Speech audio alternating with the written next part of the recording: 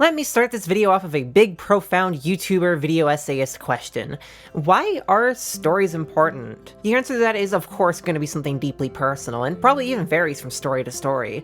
Some people might say because they provide them comfort in times of need, like a cute slice of life show after a big life event. Some people might say it's their ability to make them feel heard, like a tale about recovering from trauma. And others might say it's just about how fun they are, how they're able to spark joy and happiness seemingly no matter the time. I think any of those and a myriad other answers are completely valid responses. But when I see questions like this discussed, what I see at the core of most people's responses is one recurring motif. They like stories because they communicate something. Whether that's through music, through writing, through drawing, through game design, through whatever means, people need stories because people need to communicate and they need to connect. They are two of the most basic components of our existence after all, and maybe ironically, they're also two of the hardest to explore. So when something does manage to go into these well, I think it's really worth paying attention to. And there is perhaps no visual novel more famous for handling these topics than the 2003 masterpiece by beloved writer Tanaka Romeo, Cross Channel. Developed by Flying Shrine, a studio otherwise best known for publishing the first two works of Musicus and Swan Song author Sadaguchi Renya, Cross Channel is without a doubt one of the most complex and challenging reads in the entire genre. I don't mean just in terms of language, though it's certainly one that will test your understanding of Japanese at times, but in terms of thematics, characters, structure, and everything else that constitutes a story. It's the tale of 8 people and their attempts to bond with each other, their failures, successes, and a dark past that lead to those ends. It's a tale about everything that humanity has to offer, our greatest capacity for cruelty and humiliation, for love and admiration. It's a tale about the ways in which many of us struggle with mental health disorders and trauma, but above all, it's a tale about our need to communicate, for others to hear us through all of the noise and to be seen as humans. Playing this game made me feel every single emotion I possess, even sometimes all at once, and by the end, well, I don't know if I'd say I was happier for having played the game, but I can certainly say I feel more human than I ever have before. That even at my lowest, even when I consider what I feel are my greatest flaws and worst failings, that I am still at least a person with a desire to seek others out, to communicate what I feel in hopes that it might reach. So allow me to broadcast to you all once again, or if you're new to this channel for the first time I suppose, give me just an hour of your time to explain why Cross Channel is not just one of the best games ever made, but one of the best stories ever told, and one that I'm gonna carry with me for as long as I live. Set in then-contemporary Japan, Cross Channel follows the perspective of one Taichi Kurosu, a weird, offbeat young man who spends much of his time in a secluded private school Gunjo Academy, designed for kids with high results on a government-mandated aptitude test, which effectively determines how much one deviates from society's idea of a normal person. Despite his concerningly high score of 80%, he still managed to find a companionship in the school's broadcast club alongside its 7 other active members and friends. There's the quick-to-anger Toko Kirihara, who has no tolerance for Taichi's constant joking, the quiet and smart Misato Miyasumi, who enjoys her work on maintaining the club's broadcast equipment, Kiri Sakura, a weary and distrustful girl who finds companionship with the contrastingly bright and peppy Miki Yamanobe, Tomo Kishima, Misato's younger brother who seems to have uncertain ties to her, Hiroshi Sakuraba, who appears far too normal to be in the school, and Yoko Hasekura, who follows Taichi around like a phantom, bound to him for a complicated past. After returning from a failed summer vacation meant to heal all the fractures from the club's friendships, they all find something is different about the world. All life except for them, from humans to insects, has vanished, and in its stead a quiet stillness. Hoping to find anyone else out there, the club works to repair their broadcast antenna and send out a simple signal to find any survivors, one which goes unheard as the world resets itself to the day of their return soon after, all of the memories of the events wiped. Again and again and again, the week repeats, events changing in subtle and major ways as questions keep piling on and people become aware of the nature of the world they've been planted into. A world which tests the limits of all trapped in it, each repetition revealing something new about its inhabitants with only a few constants between the loops, one of which being a mysterious girl named Nanaka, who has an affinity for Taichi and seems to understand this world far deeper than the rest. For Taichi, all he can do is try to find meaning within this world in some way out, forcing him to realize more about the people who he seeks companionship from and keeps at a distance than he could ever have before. Their greatest weaknesses and their greatest strengths, their darkest paths and their brightest futures, all coming to light over those 7 looping days, and the depths of his own humanity with it. The cross-channel story is, on its surface, a pretty simple example of a loop genre. A bunch of people get separated from the world, stuck in a repeating week, and learn about each other. I've covered quite a few titles on this channel now that fit into the genre, but nothing that seems, on its surface, to be so simple. Ashina Yukikimi, for instance, froze in a lot of mechanics and brutality from the get-go that differentiated, and Fushigi Densha is, well, it's arguably Denpa. CC gets complexity not from world mechanics or premise, however, but in how expertly crafted the storytelling itself is. From the godlike prose to the very human depths of the characters, to the impressive juggling act of deep emotional moments and lighthearted hijinks, to the fragmented, slow burn structure. 2/3 of the story is spent shrouded in some sort of fog as to how the world here actually functions. The looping isn't even factored into the ongoing plot until about a third through, and the narrative as a whole takes pride in its chaos and repetition, the prologue really embodying that. The scenes seem to repeat with no particular rhyme or reason, and events feel as if they're appearing out of order. It's like a fever dream, and by the time you reach the main portion of the game 5 hours later, you're just left with a bunch of seemingly disconnected ideas and narrative threads to pick up and assemble later. But it's all done in such a way that makes you question just what the hell is happening and what's happened far more than it does make you want to get off the ride. And once it really kicks off, it's pretty much impossible to put it down. There's always an aura of mystery permeating CC's story, never sure exactly what's going to happen next nor what role each actor is playing until a grand reveal comes rolling around. It's a plot that's mastered the tension and release of the question and answer storytelling, constantly compelling the player to move forward to solve one thread after another while those threads have been under their nose the entire time. It is a clean, compact, and concise narrative, everything interconnecting in ways which feel logical and considerate, with the only things left unanswered not necessarily needing one. Some things like fine details about the world aren't clarified, and some characters aren't given the same level of incredible depth as others, but I don't think I ever felt I was missing something by the end. If anything, and as future releases proved, trying to add more detail just hurts the expertly crafted pacing. Cross-channel might be 30 hours long, and it may also be a slow burn, but it's one of the best paced narratives I've played in a long time. Twists come in left and right in subtle and not so subtle ways. Dramatic backstories unraveling, sudden shifts in characters throwing their being into question, and realizations about just how broken this, at first, seemingly great group of friends is, always keeps things moving forward and always engaging in ways few stories can claim fame to. It is also quite unique amongst edoge for the time for the narrative being highly linear while still choice-driven. The game forces you to read a grand majority of its content before reaching its singular ending, and the routes here honestly hardly resemble routes you might be used to in other games, so unless you're crunched for time like I am being a video creator, this is something I would highly recommend not using a guide for. Heck, even if you are, I'd still suggest trying to solve at least a chunk of the game without any help. I had a pretty good time figuring out things on my own for the first half or so. As for the characters themselves who inhabit these loops, I feel they can be best described as anime and visual novel archetypes taken to their absolute utmost extreme, interrogated and examined into being full-blown people. There's reasons the tsundere is a tsundere, the glasses girl is demure, and the peppy girl is peppy, and none of them are pretty, but they certainly are human. And there is not one character in the cast who embodies this more than Taichi. An acquaintance who wrote an excellent article on this game, which I also recommend reading, described Taichi as reminiscent of playboys in 90s edoge like the previously covered Dokusei, and I honestly think that's a very apt way to put him at a base level. He constantly cracks terrible dirty jokes, which even the narration sometimes feels a need to clarify are in fact dirty jokes, sexually harasses all the women, generally has no concept of boundaries with people, and is an all-around annoying person that people still seem bizarrely charmed by. And I mean, yeah, just like protagonists of that era, there is fun to him in the leading role. Some of his jokes are funny, it's entertaining when people go along with his shenanigans, and watching him get decked or run over by a bicycle never ceases to be entertaining. There's even a whole Flash game about it.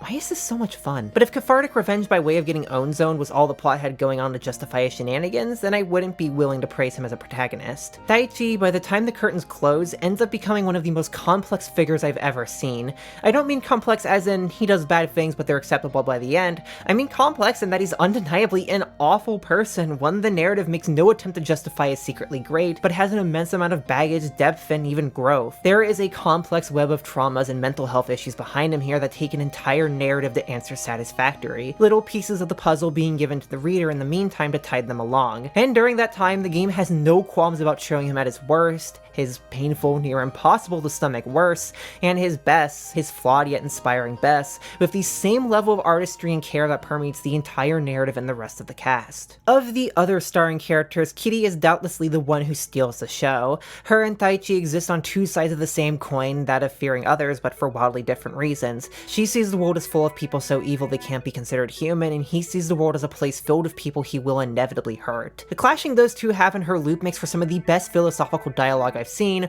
only matched by nothing else I've read up to this point, really. And while the other character-focused loops aren't quite as impossibly 10 out of 10 strong as hers, they are still top-class writing, all having their fair share of philosophical exchanges, constant subtle foreshadowing towards future events and past events, and everything else in between. And on the note of philosophy, cross-channel is very much a self-indulgent work in a way that feels very niche otaku media. Romeo is an incredibly well-read person, and Taichi being a huge nerd in a narrative gives a good excuse for the game to reference everything from Japanese feminist figures to influential French artists, never feeling out of place but certainly warranting a few Google searches here and there. It's also niche otaku media in the way that it assumes a fair level of familiarity with tropes and conventions, as well as the patience to see them all the way through, especially when it comes to the sexual humor, as I've seen more than a couple people get creeped out by Taichi in the first hour and drop the game then and there. Some of that might be down to the English translations missing a lot of the everything, as we'll shortly get into, but regardless, it is absolutely worth pushing through for the overall narrative as well as the characters. The way everyone interacts in this game feels, for lack of a more analytic and cool-sounding term, incredibly human. Cross-channel really captures the feeling of a group of misfits trying, and often refusing, to find peace with each other, complete with all the fighting and laughter you'd expect in the best of times and the murderous intent in the worst. Romeo manages to expertly balance that whole variety of moods and even radically shift between them without there ever being a feeling of disjointedness.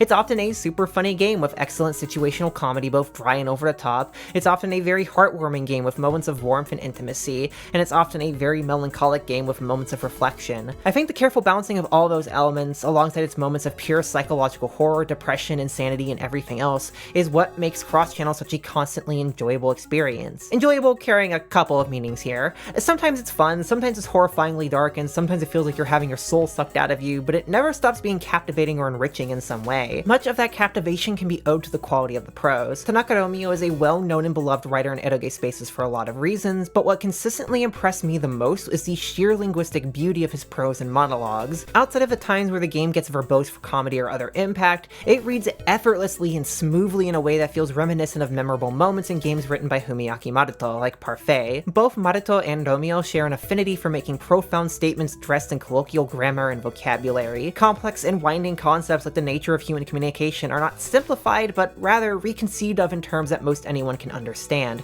with subtleties bestowed through delicate and careful use of everyday language. It doesn't feel deliberate when reading, but when you stop to examine what's being said deeper, it's clear that an incredible amount of effort and skill went into making this writing as highly defined and distinct as it is. What makes it all the more incredible is that the dialogue and voiceover had to be finished before the prose was written due to production limitations. It is remarkable how seamlessly the two parts of the narrative combine together to form one consistent story, and it goes a long way to show how well thought out cross-channel was as a title from the outset, at least if the interview with Romeo in the official setting and art book is anything to go by. Why this writing is infamous within English circles, however, is the difficulties it's had being translated, and just how many times it has been. Thrice, actually, two of which can be completely ignored. Going from newest to oldest, there is first the release on Steam by Moe Novel. They're infamous for poor quality translations, which cross-channel is no exception to. According to a reliable source who heard this from one of the translators a while back on Reddit, they basically just gave a bunch of freelancers some scripts to work on without any greater context, which is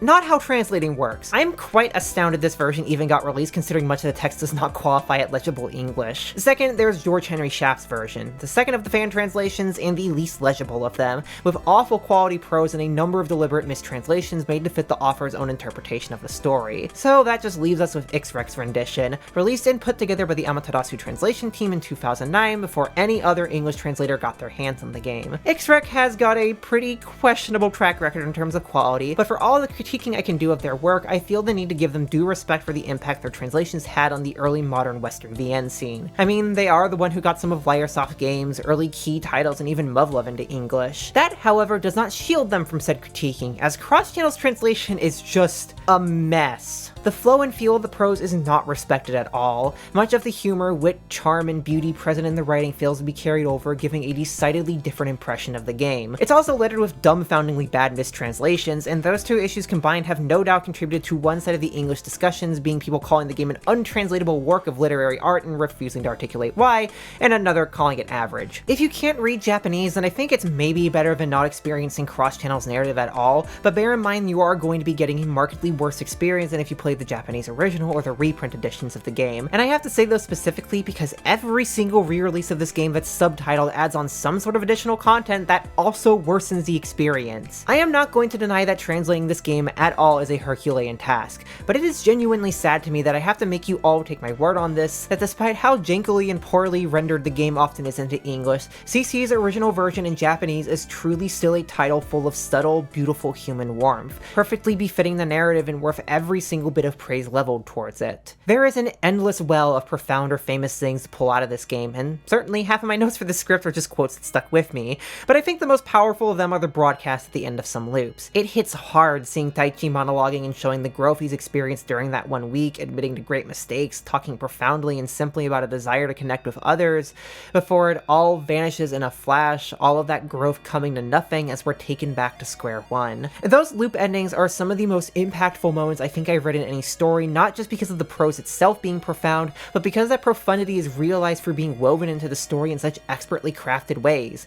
It's made all the more meaningful by the small tragedy of it being lost to the characters while we still remember it. Much of CC feels like a series of little tragedies coming one after another like that, people tearing each other apart in ways hard to witness, and anxiety always permeating knowing that everything you experience will be impermanent, and that's not even mentioning just how hard of a read it is at points. I have seen it described as Guro for the soul, and I don't think that's at all inaccurate. As indicated by the trigger warnings at the start, the game regularly deals with topics of sexual abuse, childhood trauma, severe mental health issues, self-harm, and about 1,000 other things that can make stomaching it a challenge at times. Cross-channel does not shy away from showing the worst of humanity, with even, or really most often, the protagonist doing absolutely horrendous things at points that feel unjustifiable. This isn't a story of heroes or villains, just people. But what makes it all tolerable is the level of maturity with which it's handled in 2 ways.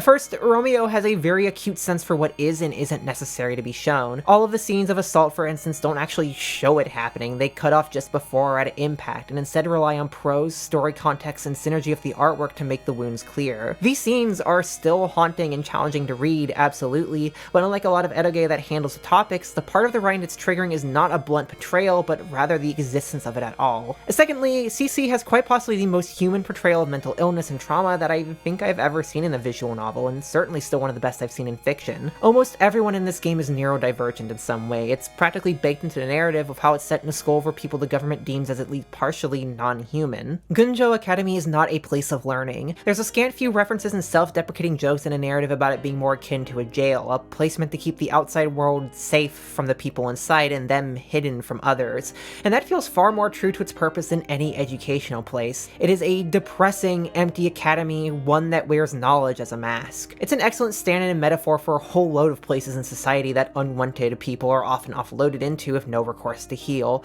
Jail, as just mentioned before, is the obvious metaphor, but I've had friends in correctional facilities speak of similar experiences. And as someone who was homeschooled poorly from when I first have memory to around 6 or 7, and subsequently educationally neglected, the carelessness about the issues students face feels eerily relatable. But as it pertains to the students of the academy in this story, they're all portrayed as very much human despite their struggles, many of which aren't even apparent until late into the story. I think maybe the most prescient example I can give is the presence of someone who has an antisocial personality disorder, and they aren't treated as some sort of monster or irredeemable mess. They're still a human with emotions that, like the rest of the cast, struggles to communicate with others and understand their own feelings. It takes a lot of maturity to be willing to paint people society sees as nothing but liars and heartless beings as actual humans, and that same level of maturity is given to everyone as well. Characters with severe anxiety about the world, emotional dependency, toxic bonds formed over trauma, everyone is treated fairly, but their actions are never excused, and the pains they cause are never easily forgiven. And crucially, it all means something. Cross-Channel is a very deliberately written game with a grand, winding web of relations, developments, and histories that serve the grander narrative about the challenges involved in simply being human and all that entails, all impacting the themes of the story. On a more minor level, it deals with the ways in which humans can be thoughtless beings. It deals heavily with the impulses that make us who we are, impulses that hurt others, and impulses that make us lovable. It's also about the loneliness of existence and the ways in which we try to escape from it. And as mentioned prior, it's about learning to see everyone as human regardless of the thoughts they have or the actions they choose to take. That doesn't mean granting unconditional forgiveness, because even characters in the story can't always do that. But at the very least, it means learning not to revoke humanity and basic dignity from others even in the worst of times. But on a more grand level, it's about the challenges innate to human communication. You never know if something is going to be communicated with someone someone in the way you intend, doubly so if you're someone who has trouble expressing themselves because of any number of things. It will always be something wrought with sorrow and pain, yet it's also something that can bring us countless joys.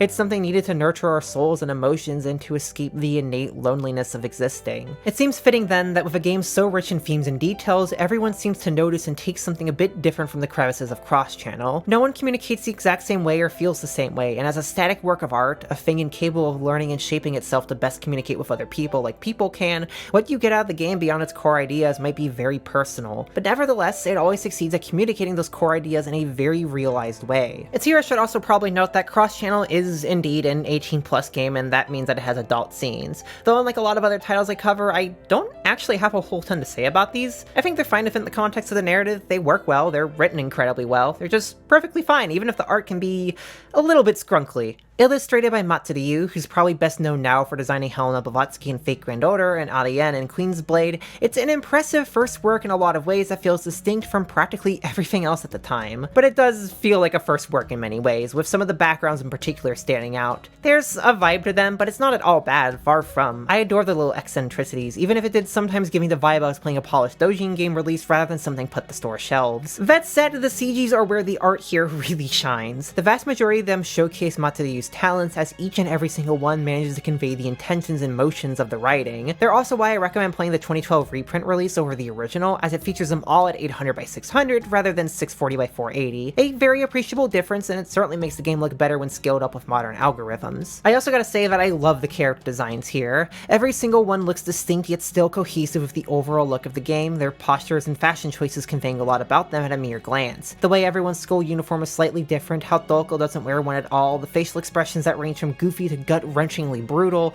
it's all stood the test of time incredibly well. It's also interesting to look back on as someone who likes the artist's later works a lot. Blavatsky is always going to be one of my favorite designs in early FGO, even if the writing staff doesn't care about her, and Matsudayu's newer illustrations of whatever he chooses to draw are always a treat for the eyes, especially when it's Blue Archive characters. Looking at some of those and comparing against his art here, you can see how he's evolved away from the quirks here without losing what makes his style unique. The soft but highly defined shading, the slightly sketchy yet still finished feel, the very impressive lighting, and stylized but well-detailed anatomy has all persisted in a rather commendable way. Much like the art, Cross Channel's music is a mixture of incredible talent and concepts, and sometimes a little messy execution. Composed by the group Function Sounds, probably best known in English spaces for doing the soundtrack to Yume Mirukusari and Swan Song, it was a first work for a couple of their members, really only apparent in the quality of the instruments and the programming of them. Orally, this soundtrack has a very late 90s, early 2000s VGM aesthetic, with a heavy reliance on synth presets of the era for everything from pianos to wide airy synth strings. And while I personally love that as an abstract thing, it's what I primarily deal with in the music that I write for games, the soundtrack can often sound a bit flat on a purely technical level, without much in the way of dynamics and the occasional notably low quality sample. It's nothing out of the ordinary for the era, and certainly nothing that hurts the game, but it does feel like there's a lot of room for improvement. That's purely on a technical level though. Compositionally speaking, Cross Channel soundtrack is a masterpiece. It's one that makes incredible use of leitmotifs, sneaking into tons of tracks subtly,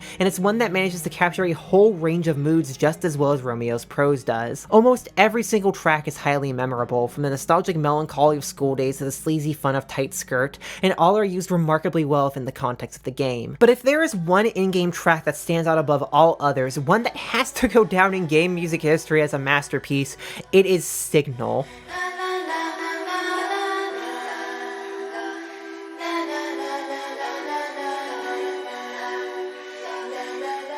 It is hauntingly distinct from the rest of the soundtrack in its simplicity, from the usage of only the human voice as an instrument to the sparse production to the way it's made up of so few parts, and it's the one track that without fail brought me to tears every single time it was played in the game. There's a reason I caveated my earlier sentence though with in-game track, because quite possibly the best piece of music in this game is its ending theme, Crossing. Sung by Marika, it somehow manages to embody every single theme of the game through its beautiful composition and incredible lyrics. It might actually be my favorite ending song in Eroge ever, only topped by a cover of it done later by another of the game's voice actors. Which, on that note, man did Flying Shrine pull in some good early talent for this title. Hidaya Riko as Nanaka, Nonaka Kari as Kiri, Narumi Erika as Doko. There's just a lot of all-around great pulls that represent their characters perfectly, each putting their all into their respective performances and elevating the characters far beyond the written word. And at around 20 to 30 hours in length, there is a lot wrought within the title, which brings us now to the spoiler segment so I can discuss the story in more detail and all the fascinating themes contained contained within. If you want to avoid more of what's already been said, then I would recommend skipping ahead to the ending segment where I tie all my thoughts up with a neat little bow. But first, let's take a moment to thank all of the donors and sponsors who make this possible, and shout out some cool things and people from the community that you should check out. Hello everyone, and welcome again to the mid-video break. I've had time to give life updates, channel updates, thank donors and sponsors, and shout out cool people from this community.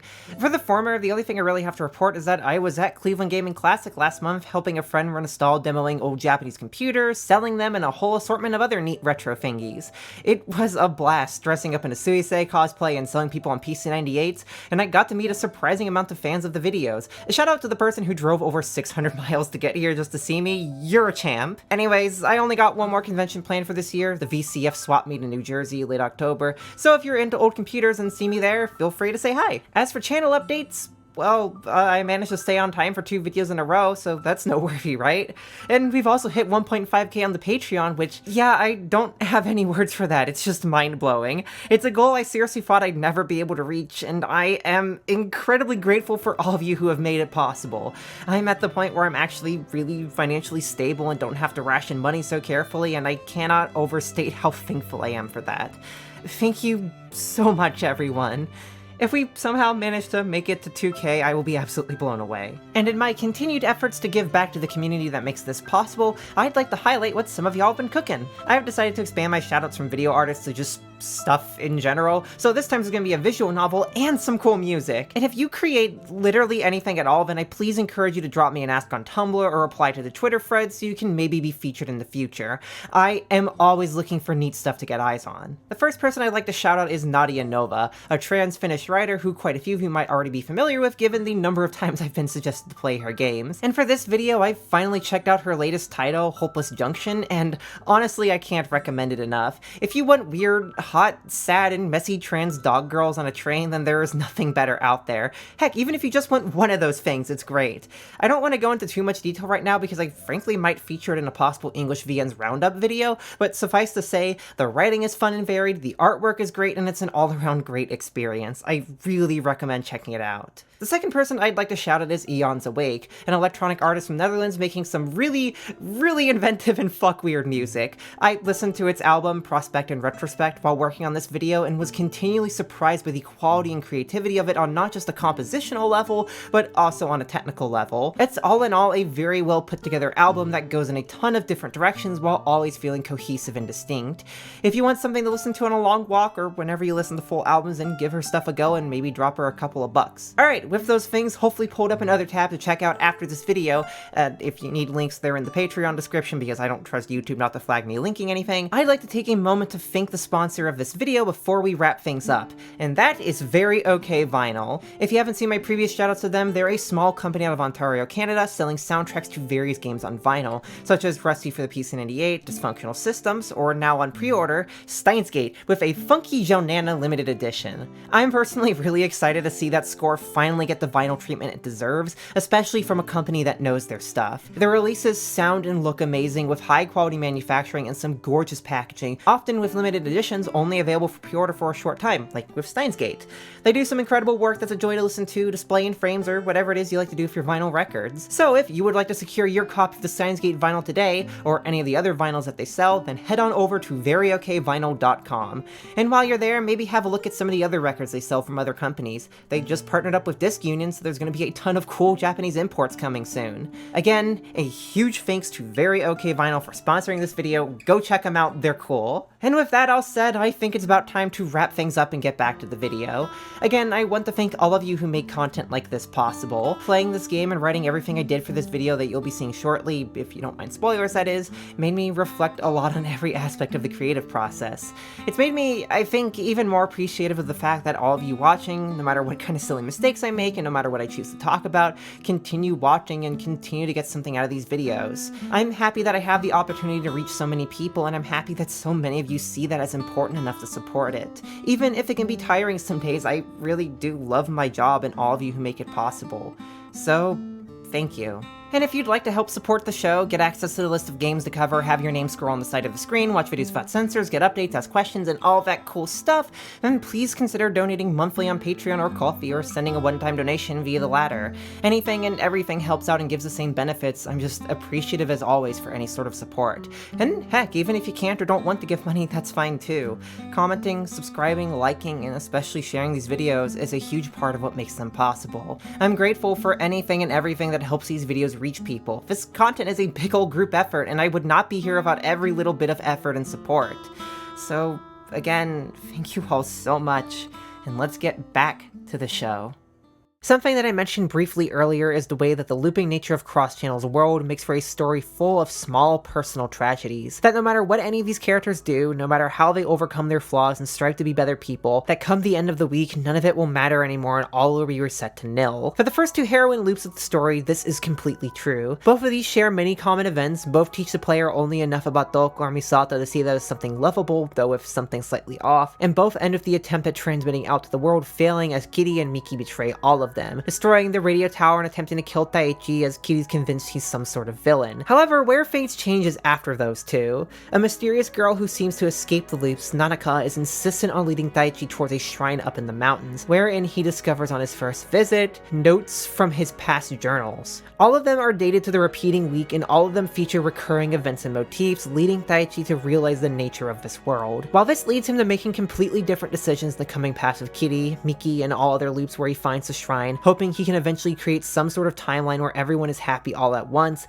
that possibility is completely shattered right before the final act of the story by Taichi's longtime companion, Yoko. Following her explanation, the nature of Cross Channel's world is that of a quantum parallel world, and going off some details later, it's one they potentially reach through supernatural means, born out of Taichi's desire to fix all the relationships between people that had fallen to disrepair in the broadcast club. What is certain, however, is that it broke off from the main timeline before the loop the broadcasting club is trapped in even began. There is simply no hope of repairing the timeline, and the only way for one to escape it is if the boundary line between the two were to be observed. In other words, if Taichi were to see the loop beginning as another person escaped from it. Essentially, CC is a story doomed to never have a happy ending in a pretty fascinatingly meta sense. Character-driven, choice-based Japanese adventure games have it almost baked into genre after all. You go through one route that gives a character a happy end and push on to the next and the next before finally reaching a true end that wraps up the whole narrative neatly, each character possibly getting no attention in the successive parts of the story. It's just a quirk you sort of accept in playing the games. Each route is, well, an alternate world or loop, a different take on the same set of days, and some characters will inevitably be left behind in each of those. Cross Channel takes that quirk of the genre and makes it a fundamental part of the world. Taichi can only ever complete one route and save one person at a time. There's simply not enough time in the narrative to fix everyone's issues before he has to begin a new playthrough. And to do even that innately means hurting other people, even those he wishes to save in some cases. Saving someone may sometimes mean temporarily wounding them in ways, after all. All he can do is keep repeating that week, using his past notes to understand the motions of each person as if they were a guide, and send them back to reality one by one. This does eventually lead to something resembling a happy ending, with everyone else back in the real world, put on a path of healing to some extent by Taichi's words and actions, but it still falls short. Even the mere act of trying to save others in this game has its own tragedy.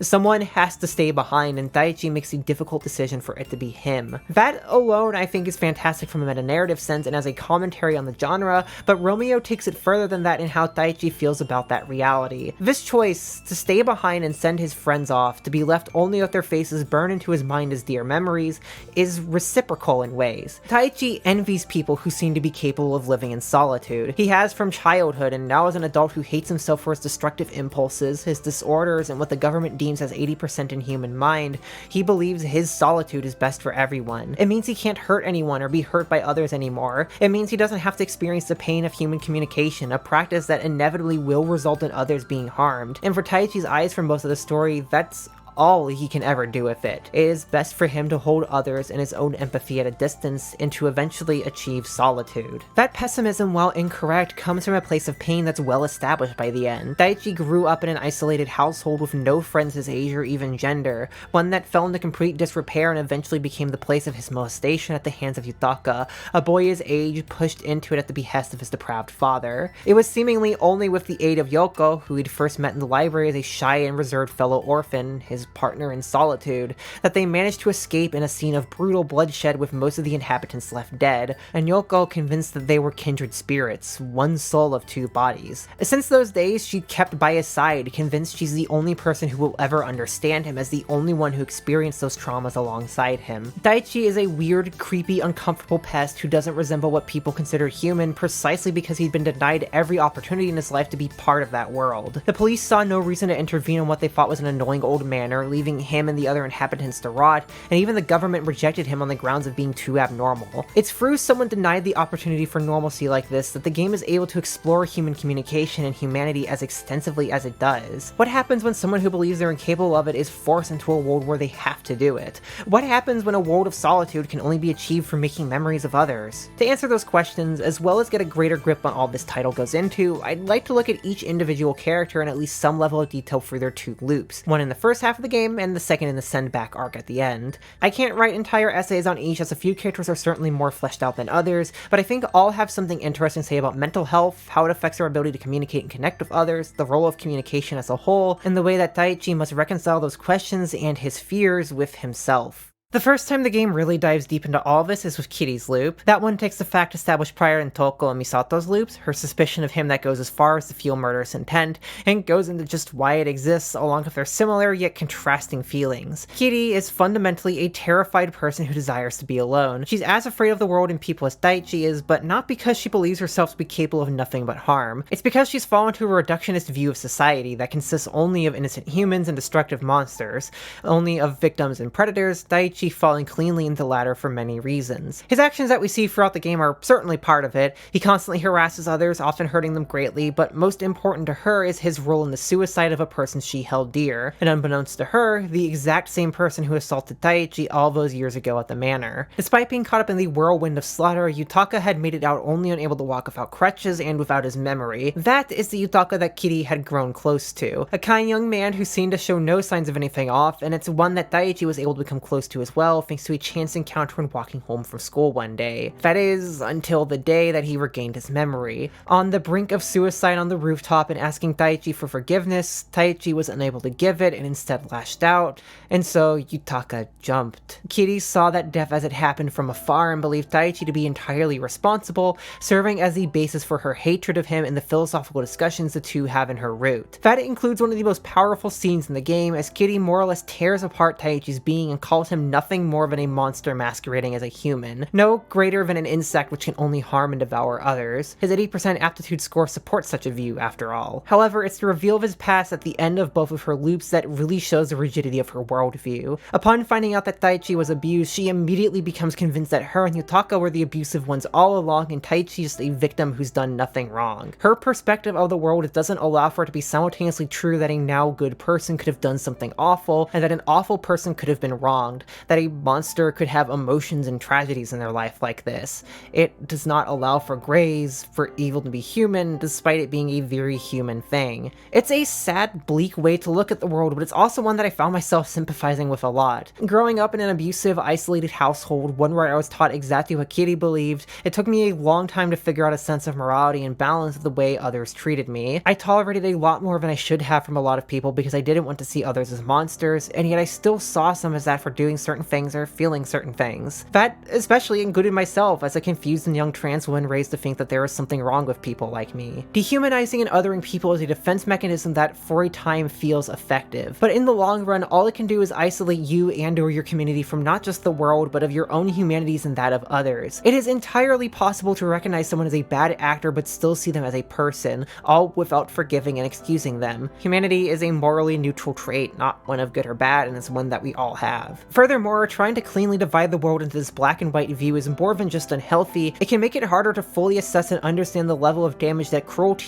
human cruelty can inflict. By deflecting our capacity for harm as humans to only those we deem as monsters, it's incredibly easy to ignore the harm that someone we might like can do. After all, they're a person, not a monster, right? I've experienced that denial from people myself, people who didn't want to see someone they loved as a monster and believed them to be too good and too human to ever cause lasting harm to someone, and it really does tear you apart. It makes it hard to talk to anyone, something this root reflects as Daichi struggles to talk to Kiri about his past because he saw her affection for Yutaka as pure and didn't want to soil it. But the reality is, anyone and everyone is capable of doing horrible things one moment and being great the next, and that stern division of human and monster blinds people to that. It is a caustic view and one that can slowly spread into a more general hatred and fear of anyone for anything, and that can hurt you as much as it hurts others. If you ever turn out to be one of those things that you hate so much, whatever that may be, then what are you left to feel about your own humanity? Will you see yourself as a monster incapable of growth and recovery? Will you deny that you're whatever it is you're afraid of? Or will you realize you're still owed at least the dignity of being human, one capable of failure, growth, and differences from others?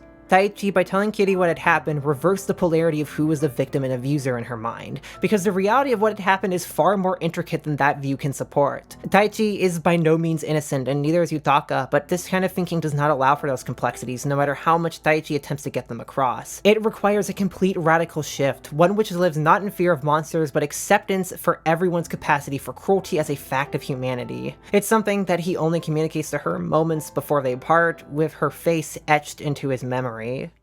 There is some incredible irony in who Kiri chooses to label a monster or human as well, given that, by her stereotyping of those who don't understand the feelings of others as monsters, her best friend Miki should qualify as one. In most roots, she comes off as a cheery, bright, happy Genki girl, and is even the one girl who not just tolerates but enjoys Taichi's perverted hijinks. But it's in her own loop, a murder mystery titled Invisible Murder, Invisible Tears, that the actual extent of her issues are revealed. The drama begins with Taichi discovering Yoko dead at the shrine, which Kiri and Miki stumble onto with him, and the former immediately takes it as proof of Taichi's inhumanity. Thus begins a chase as more students turn up dead, no one knowing quite who the killer is, and all culminating in Kiri once again threatening Taichi's life, convinced it's him, only to be shot dead by Miki right after. It's here that we learn exactly why someone who seems so put together ended up at Gunjo. She's someone with an antisocial disorder who struggles to connect with others and understand their emotions, and has put up a persona of being bright and cheery so as to be able to be around others. Hence, having been to the shrine herself and now knowing the nature of the world, she was able to kill others without any remorse, as her actions have no consequences beyond briefly hurting others. And yet, despite the ease with which she hurt others, she's still scared and afraid at the idea of growing up in a world without other people,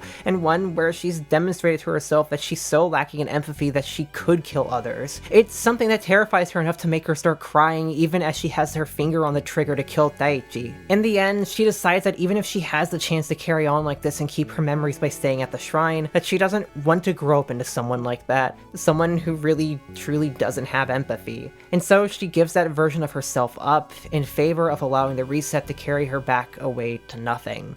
It is an incredibly poignant and powerful moment, not just for how it interacts with the larger story, taking what felt like an innate tragedy of loss and reset and turning it into the chance to create something better, but for something I mentioned earlier as well, the game's willingness to humanize people that society typically deems as deceitful liars without any sense of empathy. Despite what people believe thanks to years of media, people with antisocial disorders do, in fact, have emotions and are, in fact, people. They're capable of empathy, of fear, of happiness, of joy, of sadness, of everything, and this might legitimately be the only piece of media I've seen that's willing to demonstrate this so thoroughly. Seeing her describe herself as without empathy and emotion, only to start crying moments later, is a stark and startling reminder of the humanity that the world and herself deny people like this. It also really serves as a reminder just how much Gunjo was never meant to be any sort of place to help people heal. If it were, then there would be people trying to help Miki gain a stronger sense of empathy, to learn her emotions and how to communicate with others. But as with a lot of society, the moment you are labeled as or seen as not human is the moment that help and care vanishes. This is reflected rather brutally in Kiri's route as well, with Yutaka's suicide being seen as unremarkable in the news.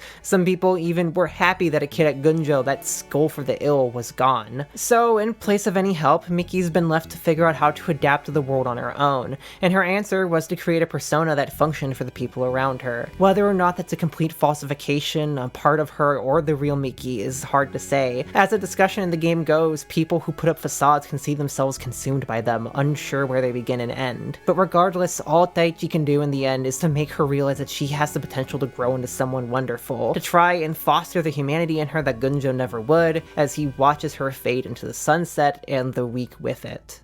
Another depressing example of how the school fails people is with Toko. She struggles greatly with severe emotional dependency, as Daichi learned from their short relationship well before the events of the game. She became incredibly possessive of him, almost incapable of doing anything on her own. And when the day came for the two to break up at his behest, she soon ended up stabbing herself at his home in an attempt to get him to care about her again. It's one of the many events that led to the broadcast club falling apart and being unmendable even with a vacation. And it also shows Toko at her worst, something she and Daichi only somewhat bounce back from by the time the story happens. He comes off as a creep to her most of the time, and she appears as someone with severe anger issues that refuses to take care of herself, so much so that a few paths end up with her starving herself to death, one of the few avoiding it being her own, where she bounces back into Taichi's lap at the first hint of genuine affection. Her route is an uncomfortably frank depiction of emotional dependency, and if you want to play armchair psychologist of how she flips between love and hatred on a dime, potentially borderline personality disorder, at the very least that aspect of her reminded me a painful amount of members of my family who'd switch between thinking I despise them one day for something minor and becoming dependent on me the second I showed them enough care. I also want to give at least some mention to the way this route handles eating disorders. While the depiction of it in general is incredibly well done, there is a specific line during her epilogue sequence when she's sent back to the real world. The third-person prose describes her eating as something she does merely because her body compels her, even if she doesn't want to. Which, honestly, that alone nearly brought me to tears because I've never seen media before that actually understood that feeling. It's a level of subtle care and detail that I don't think most authors could manage. I don't know if her character as a whole left me with a ton to talk about per se, but it did leave me reflecting on the ways that codependent relationships make communication suffocating. Any hint of distance, any emotions that go against the incredibly strong cohesion, become ammo to fuel fears of separation and loneliness, further reinforcing that bond and codependency in a cycle that feels like hell and, frankly, is hell to break. But Taichi at least manages to do something. Even if he can't fix her, and it's not his responsibility to, he at least manages to break through to her that she needs to learn how to live on her own. Humans are creatures who come to the world alone and die alone after all, and for the sake of herself and others, she has to learn how to be someone that can rely on herself. How much that reaches her is uncertain in the end, but it's at least enough for her to survive. In a similar vein to Toko, Misato didn't leave me with any grand thesis to write like I had with Kiri, but her story and dilemma is one of the rare times I've seen media that goes into how a strict adherence to rules and perfection can ruin lives and relationships. Her relationship to her brother Tomoki because of this adherence is rough from the very beginning of the game. He warns Daichi at multiple points that Misato will betray him without much further explanation, though one can assume it has something to do with the family divorce. And as for Misato, she's apprehensive to talk about the circumstances around their troubled dynamics for much of the game, only opening up about that in a divorce at the very end. The reason for their distance, as explained in her send-back loop, is that Misato's caused multiple rifts in her family due to her strict need for and adherence to roles. For her, a world without rules is one she can't accept, a view which culminated in her father being sent to prison for fraud by her own report to the police. From Tomoki's perspective, it seems as if she valued order and law above love for her own family that cared about her, but it's not even something she considered, it was an impulse she felt compelled to see through. The concept of humans being creatures of impulse and involuntary actions is critical to, well, everyone in the cast, really, but I think it's in Misato's route that it really comes to full view of the readers through the dialogue that her and Daichi have. As Daichi discovers by talking with her, she really does care for her father, even if she struggles to admit it. After all, she wouldn't keep up with his calls and texts like she's shown to do earlier in the game if she didn't. But she can't reconcile his illegal actions with her almost obsessive concern for law and rule, much like how Kitty can't reconcile grayness and the morality of people. It's a fascinating exploration of how people will do actions they know are wrong and will hurt others, but can't fathom not doing, or on another side of the coin will live in fear of consequences of those rules. I've known people who very strictly adhere to what the law says and have full-blown panic attacks when they think they've broken it, and I can't even begin to imagine how that has to be to live with in your daily life, or the consequences you have to deal with when the impulses to harm others for it take hold. While one can't ignore the consequences of that and excuse it all of those troubles, I also don't know if Tomoki was right to go into a full-blown family cold war with Misato and regard her as nothing more than a filthy backstabber. It's by talking with Misato, earnestly believing she cares for her father where even she's scared to admit it, that Daichi is able to set the stage for her and Tomoki to bond again as they get sent back to the real world. And like every other character's ending epilogue, in an incredible show of restraint from Romeo as an eroge writer, we don't actually know if the two really reconcile all that much in the end.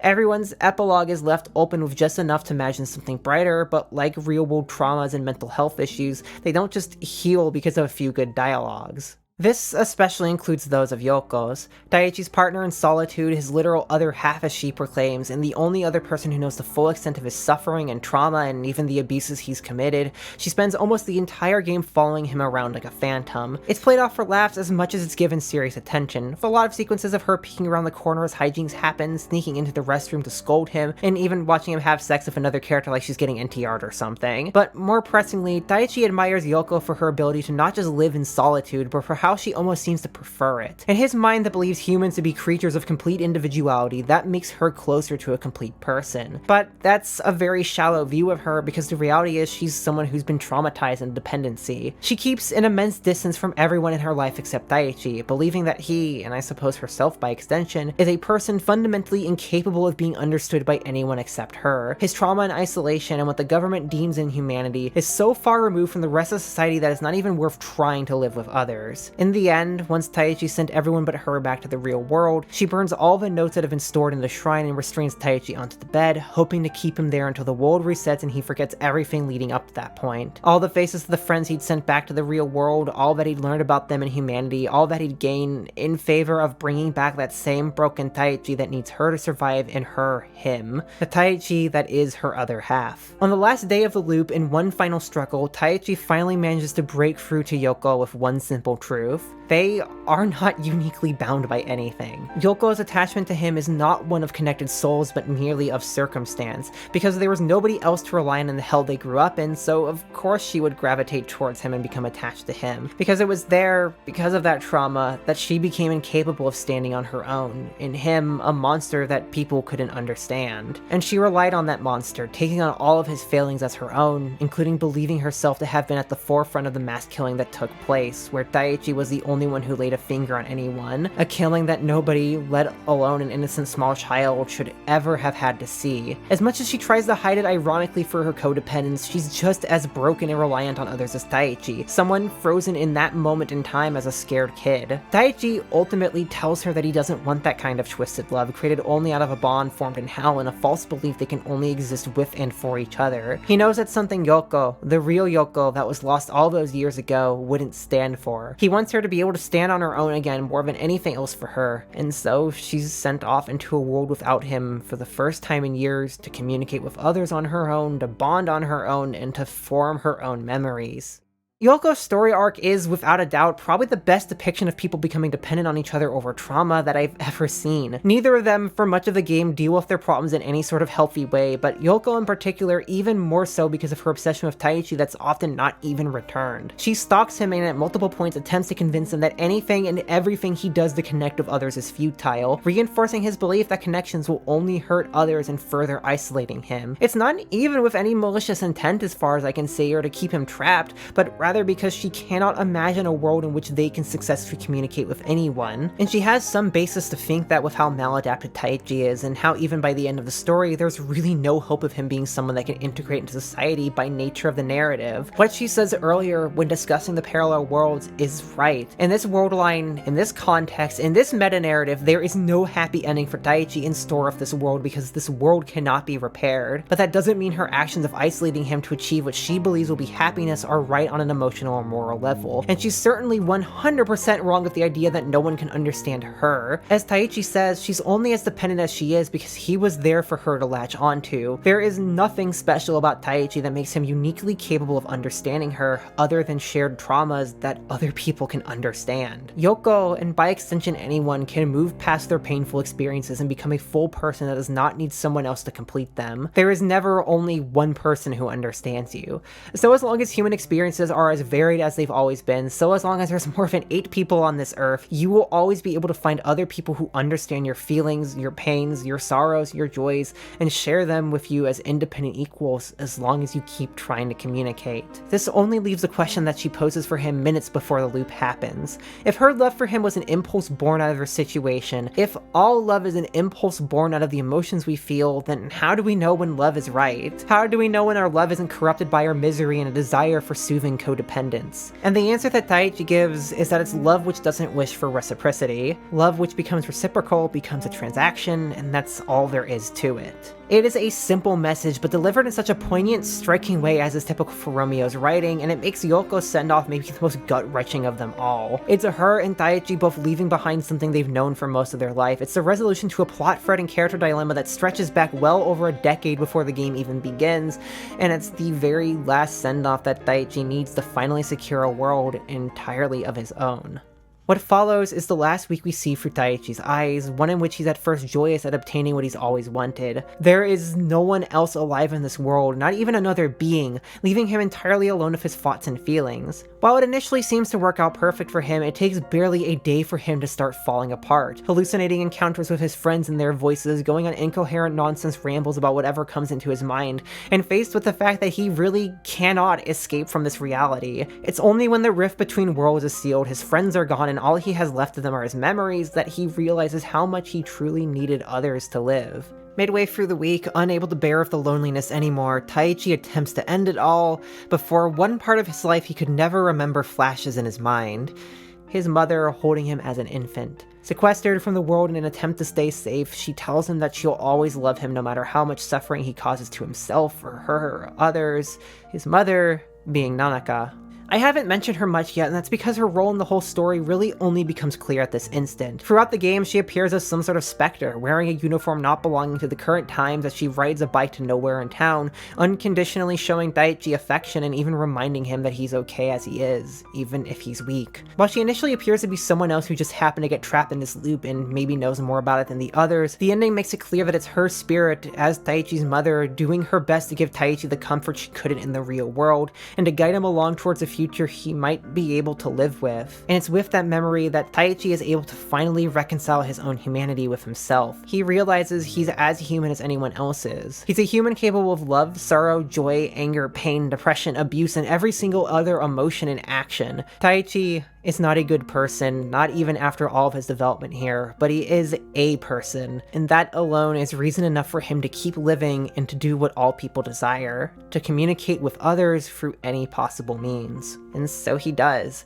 He repairs the broadcast club's antenna himself and gets it up and running, hoping to send a message over the radio waves that might reach between the worlds. A far bet, sure, but one that shows to be worthwhile as the epilogue of the game plays out, and each of the club members hears something they never thought they would hear again coming from their radios. Daichi does not know if he's reaching them. There's no way he can know. All he's doing is sending out a one-way signal over the air, as much for his sake as it is for other people. But that alone, that drive to communicate, is enough to keep him going, and it's enough to connect all of the club members together again, even if they're not there with him.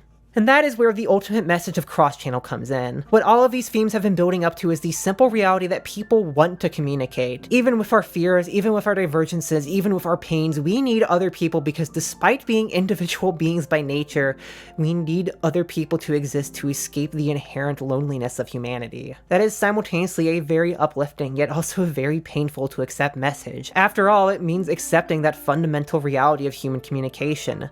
We will hurt other people and we will be hurt. Even the best of us, under the most perfect circumstances, we will hurt others, and God knows we are not perfect, and it's easy to become scared of others and yourself due to that. I know that my own capacity to hurt others frightens me for reasons only a few people will ever be able to understand.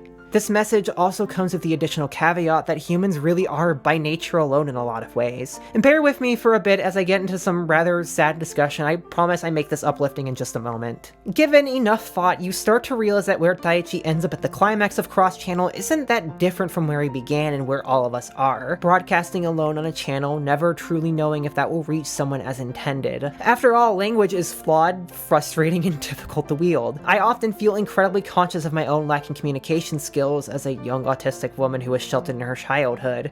I find it incredibly hard to verbalize my emotions unless I'm feeling them very strongly at that moment, and I've said some horrendously callous things that came off not even close to what I intended. Even if another person is in front of us, we can never truly know if what we're saying will reach them.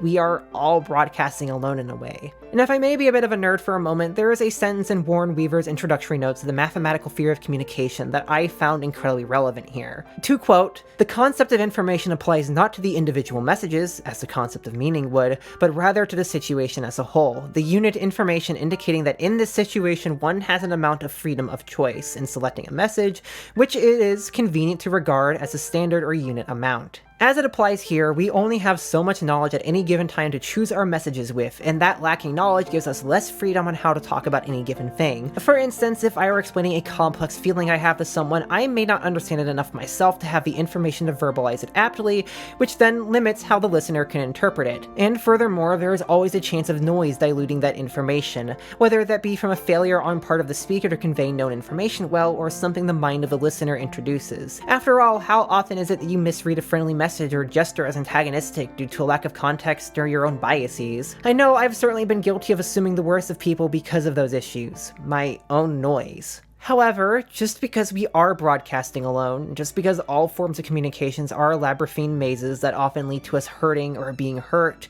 does not mean that we are alone, nor that communication can't bring us joy greater than its pains. Because what it can do is bring us together and allow us to escape the loneliness innate to our existences. It's through communication in all its forms, written, spoken, illustrated, composed, designed, broadcasted, texted, distributed by hand, displayed in public, that we can reach others and share everything from simple ideas to complex feelings. Those things may not reach exactly how we intend them to at times, but one of the most incredible things humans possess is the ability to adapt our communication, to change our signals, into something that will reach others even with imperfections. We learn the words and needs of our partners and our audiences, and even if we may hurt them or ourselves at first, we are all equally capable of communicating despite however we may fail. Perhaps even better because of it sometimes. Errors are human and they're okay to make. Making them can remind others that we are in fact also a human. We can just try to communicate again. And we have to, because we need other people and their stories.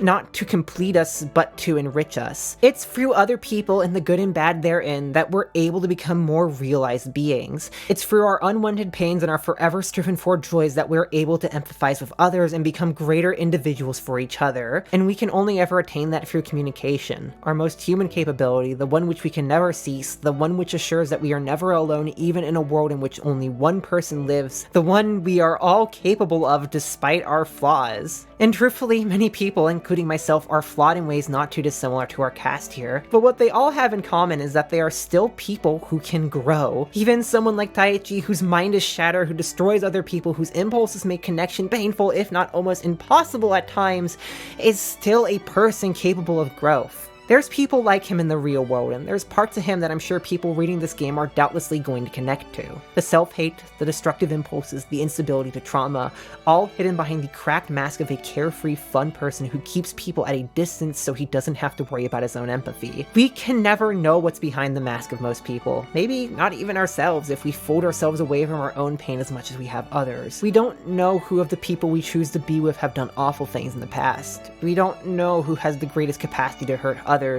and we don't truly know how wounded most of us are, but we can communicate with people as they are now. We have to keep trying to communicate. Humans, no matter what, have a need to communicate things. We can fool ourselves otherwise, we can put on a mask that we're fine alone, but we want someone to hear, understand, and connect with us no matter how bad it hurts at times. We can never stop creating, sharing, talking, and bonding because that is what keeps our minds alive. It's what ensures that we are never truly alone despite our nature. It may only be one way sometimes. Our signals might be broken by our own pain and the pain of others, but when things come through clearly enough for our own feelings to be known and for others to make theirs known to us, it is one of the most incredible things in the world that we can all share. And I think the moment we give up on other people, on communication, is the moment that we do stop being human. Because that need to escape our own solitude and to bond with others, and the unique ways in which we achieve it even with our imperfections, is what makes us human.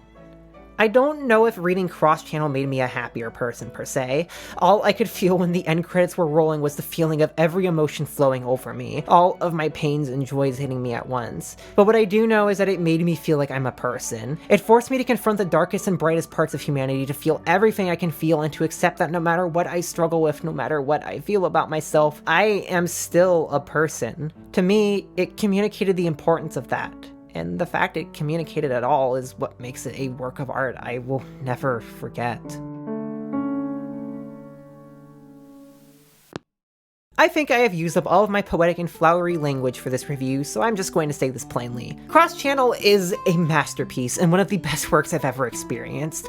Though I had high expectations going in, as I'd been told for a long time by people I trust that it's an incredible experience, I don't think I could have ever anticipated the game resonating with me as much as it has. I have thought about nothing but this game from the time I began playing it to the time I released this video. Individual lines, full scenes, entire segments have echoed in my mind like dear memories of both the most painful and the most inspiring kinds, and reaching the ending credits felt like saying goodbye to a bunch of friends in another world. I suppose, given the themes of the game, that really is quite fitting. As I've said before, Cross Channel is a game about many things. Things that, through all the noise purposefully introduced into the narrative, somehow transmit perfectly. But more than that, putting the overarching themes of communication aside for just a brief moment, Cross Channel is a work of art that made me feel human. Not because it made me feel better, but because it made me so acutely aware of every aspect of my being. It's a story that explores parts of the human experience that few other pieces of art would dare even touch, and it's one that never fails to lose what's most important to it. A respect for humanity in all forms, and an unconditional love that goes to even the most broken of us.